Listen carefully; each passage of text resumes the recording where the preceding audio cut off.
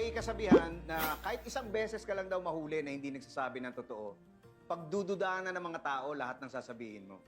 Ang hirap kasi, kahit gaano kaliit yung kasinungalingan mo, malaki pa rin yung tiwalang nasisira mo eh. Hindi naman sumasama ang loob ng iba dahil nagsisinungaling ka sa kanila. Sumasama ang loob nila kasi nababawasan na yung tiwala nila sa'yo.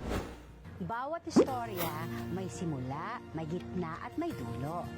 Hindi natin nalalaman ang talagang nangyari kung hindi pa natin napapanood, nababasa o naririnig ng buo. Kaya wag muna nating ipasa sa iba. Hindi maganda yung nag-iimbento ng ikukwento. At wag ding bida-bida sa pagbibida para iwas gulo at respeto na rin sa ibang tao. May mga bagay na gusto nating sarilinin kasi sa tingin natin parang nakakahiya. Halimbawa yung mga pagkakamaling nagawa natin noon o kaya yung kalagayan ng buhay natin ngayon. Pero madalas, akala lang naman natin yun. Madalas hindi naman talaga nakakahiya.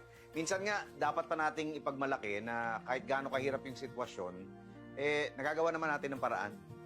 Kaya dapat huwag nyo ikahiya na kaya nyong magbago at marunong kayong dumiskarte at lumaban sa buhay.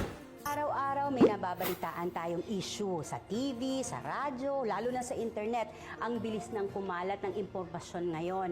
Kahit na sino pwedeng magpasikat, pwedeng gumawa ng usapin at magpa